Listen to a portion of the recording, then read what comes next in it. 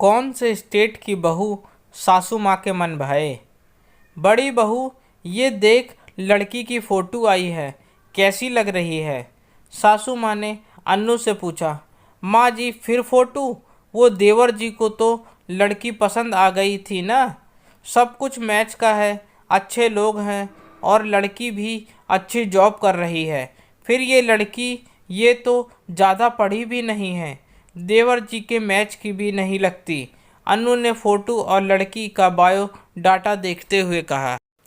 तभी अन्नू की सास ने तुनक कर कहा, हाँ बड़ी बहू, तुम्हें तो एमपी वाली ही पसंद आएगी ना। आखिर तुम चाहती हो कि इस घर में दो दो एमपी वाली मिलकर मुझे नाच नचाएं।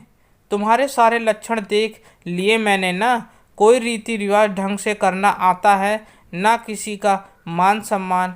अब ज़्यादा मुंह मत खुलवा मेरा। मिश्रा जी की बहू को देखा है, यूपी की है, 10 साल हो गए शादी को। मजाल है जो उसकी आवाज़ सुनी हो, सिर से पल्लू भी नहीं उतरता उसका। और एक हमारी एमपी वाली है जो बेशरम होकर सड़क पर स्कूटी दौड़ाती है। ये नई बात नहीं थी अन्नू के लिए। जब से वो इस घर में शादी करके आई, उस दिन से ही सासू माँ एक भी मौका ना छोड़ती उसे नीचा दिखाने का, क्योंकि अन्नू की सास की इच्छा थी कि उनकी बहू यूपी की ही हो, क्योंकि वो खुद यूपी के आगरा शहर की थी। उन्हें लगता था कि अगर संस्कारी और सर्वगुण संपन्न बहू हो तो वो यूपी से ही लानी चाहिए, क्योंकि वो खुद की नज़रों में सर्वगुण संपन्न थी। यानी हर सास की गलतफहमी अपने मुँह मियाँ मिट्ठू, जबकि अन्नू बेहद संस्कारी और बड़ों को मान करने वाली थी और सारे रीति रिवाजों को अपने सास के अनुसार ही पूरा करने की कोशिश करती। पर अन्नू की सास कोई भी त्योहार हो, कोई ना कोई बात का बखेड़ा जरूर खड़ा कर देती। कभी दिवाली पर रंगोली अच्छी नहीं बनाई, कभी होली पर गुजिया सख्त बनी है। ऐसे ही छोटी छोटी बातों को तुल देकर अनु के एमपी की होनी पर उसे उलाहना देती और कहती कि छोटे बेटे की शादी में एमपी की बहू नहीं आनी चाहिए, यूपी की या दिल्ली वाली ही इस घर की छोटी बहू बनेगी। आखिर उनकी ये इच्छा भी पूरी हो गई। अन्नू के देवर के लिए दिल्ली वाली बहू ने घर में पर गृह प्रवेश कर दिया था। अन्नू की सास का सीना 7वें आसमान पर था। मुंह दिखाई की रस्म में छोटी बहू की खूब तारीफ़ें करके अन्नू की सास ने अन्नू के दिल को बहुत चोट पहुंचाई। देवर की शादी के कुछ महीनों बाद अन्नू के पति का ट्रांसफ़र हो गया। ये बात सुनकर सासू माँ बहुत खुश की। अब एमपी वाली बहू से छुटकारा मिला। बड़े प्यार से अन्नू और बेटे को विदा करके खुद को निश्चिंत किया। 2 महीने बाद एक दिन बैंक से कुछ लोग छोटे बेटे नितिन का नाम पूछते हुए आए। अन्नू की सास सोमलता से पूछा, ये नितिन जी का घर है? जी हाँ, मेरा बेटा है वो।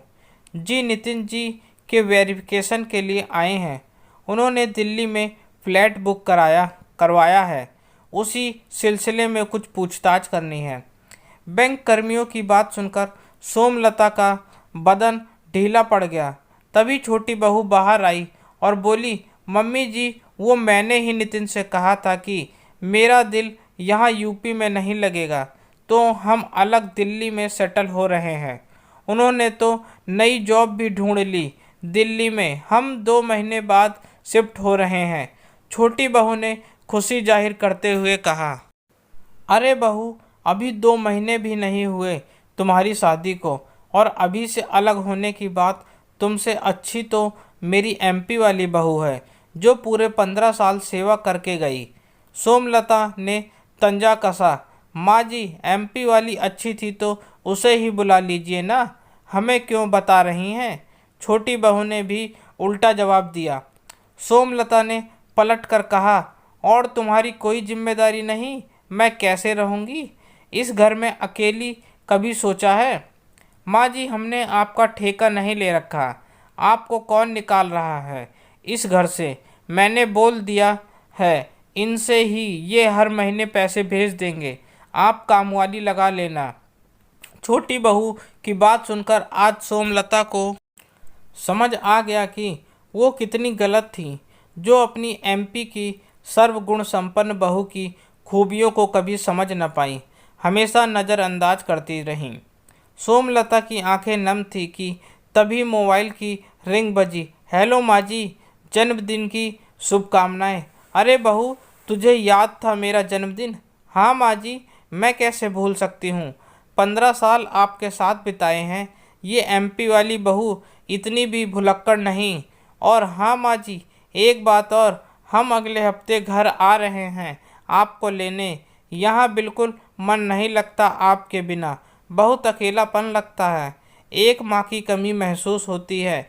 हमेशा माना आपको मेरी कोई बात पसंद नहीं है, पर सासू बहू की वो नोक-झोंक और आपका बच्चों के साथ खेलना सब कुछ याद आता है। और हाँ, छोटी से कह देना कि आप हमारे पास रहेंगी कुछ दिन। वैसे भी उसकी नई नई शादी हुई है, देवर जी तो घूमने में बिजी रहते होंगे, आपका यहाँ मन लगा रहेगा। बड़ी बहू अन्नू की बात सुनकर सोमलता का गला भर आया। बस मुंह से यही शब्द निकले, तू इतनी भी बुरी नहीं एमपी वाली बहू। आज सोमलता को एहसास हो गया था कि बहू एमपी की हो या यूपी की, दिल्ली की हो या पंजाब की, इससे कोई फ़र्क नहीं पड़ता, क्योंकि लड़की रिश्ते निभाने वाली होनी चाहिए, फिर वो चाहे किसी भी स्टेट की क्यों ना हो, क्योंकि इंसान के असली गुण उसके व्यवहार से तय होता है, उसके शहर से नहीं। दोस्तों, आपको मेरी यह कहानी कैसी लगी? प्लीज़ कमेंट करके ज़रूर बताएं और मुझे सब्सक्राइब भी करें। आपका अपना दोस्त, धन्यवाद।